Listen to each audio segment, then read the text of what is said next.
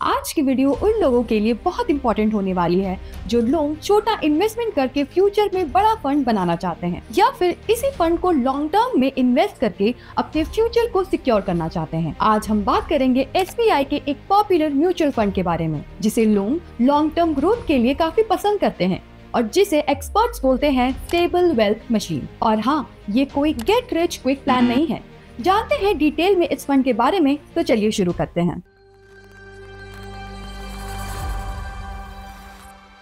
ये वीडियो सिर्फ एजुकेशनल और इन्फॉर्मेशनल पर्पस के लिए है। मैं CB रजिस्टर्ड एडवाइजर नहीं हूँ और ये कोई फाइनेंशियल या इन्वेस्टमेंट एडवाइस नहीं है। आप अपने पैसे इन्वेस्ट करने से पहले खुद की रिसर्च करें या फिर सर्टिफाइड फाइनेंशियल एडवाइजर से सलाह लें। मार्केट में रिस्क होता है, इसलिए कोई भी डिसीजन सोच समझ कर ही लें। इस फंड का नाम है SBI large cap fund direct growth plan. सबसे पहले समझ लेते हैं कि लार्ज कैप फंड होता क्या है। लार्ज कैप फंड्स वो होते हैं जो देश की टॉप 100 बड़ी और स्टेबल कंपनीज में पैसे इन्वेस्ट करते हैं। इससे रिस्क कंपैरेटिवली कम होता है और ग्रोथ का स्कोप स्टडी होता है। अब बात करते हैं फंड परफॉर्मेंस की।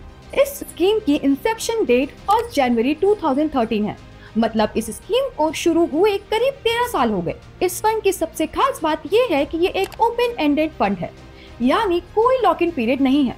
इसका मतलब आप इस स्कीम में जब चाहे पैसे निकाल सकते हैं और जब चाहे इन्वेस्ट कर सकते हैं, लेकिन इसमें एग्जिट लोड होता है।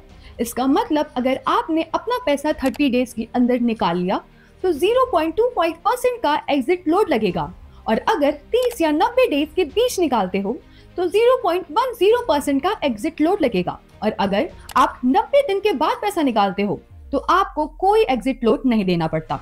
Exit load mutual fund companies की फी होती है। इस फंड में आप मिनिमम 500 से SIP स्टार्ट कर सकते हो। इस फंड का टोटल AUM 52,800 करोड़ है। AUM कंपनी का वो फंड होता है जो सब लोग ने मिलकर उस फंड में इन्वेस्ट किया है। इस फंड के एक NAV का रेट है 104.79 रुपए। इस फंड की टॉप होल्डिंग्स है HDFC bank, Reliance, ICICI bank, L&T, SBI, Infosys जैसे दिग्गज कंपनियां। अब हम देखते हैं कि इस स्कीम ने अब तक कितना रिटर्न दिया है। तो 2013 से अब तक इस फंड ने 15.3% पर एनम का रिटर्न दिया है। इस फंड में इन्वेस्ट करने के लिए आपको किसी म्यूचुअल फंड ऐप जैसे ग्रो, जीरोधा, एंजल वन जैसी ऐप में SIP शुरू करनी होगी या लमसम के जरिए एक ही बार में इन्वेस्ट करके अच्छा फंड तैयार कर सकते हो। मैं पर्सनली ग्रो ऐप यूज करती हूँ for all my SIPs। App का लिंक आप डिस्क्रिप्शन में से ले सकते हो। अब थोड़ी कैलकुलेशन से समझते हैं। मान लो आपने 2013 में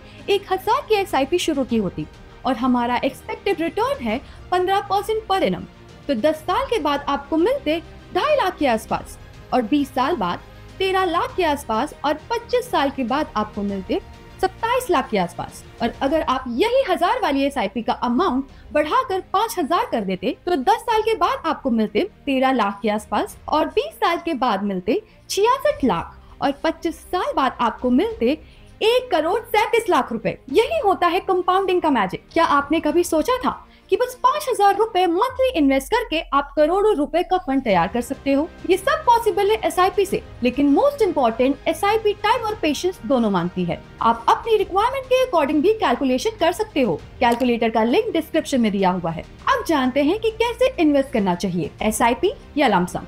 SIP लोगों के लिए बेस्ट है जो हर महीने थोड़ा थोड़ा अमाउंट इन्वेस्ट कर सकते हैं। SIP से मार्केट के ऊपर नीचे होने का इफेक्ट स्मूथ हो जाता है और लॉन्ग टर्म में फंड स्टेबल तरीके से ग्रो होता है। बिगिनर्स के लिए SIP आइडियल है। लमसम उन लोगों के लिए सही है जिनके पास एक साथ ज्यादा पैसा इन्वेस्ट करने का प्लान हो। ये तब बेस्ट होता है जब मार्केट स्टेबल या डाउन ट्रेंड में हो, ताकि ग्रोथ के चांसेस ज्यादा हो। और लास्ट में एक चीज जरूर ध्यान रखिए, म्यूचुअल फंड रिस्क के साथ आते हैं और पास्ट रिटर्न्स फ्यूचर की गारंटी नहीं होते और कोई भी इन्वेस्टमेंट करने से पहले SEBI रजिस्टर्ड एडवाइजर से सलाह लेना बेहतर होता है। अगर आप छोटी SIP से अपने फ्यूचर गोल्स जैसे बाइक, कार, हाउस, ट्रैवल या रिटायरमेंट प्लान बनाना चाहते हो तो ये फंड एक अच्छा ऑप्शन हो सकता है।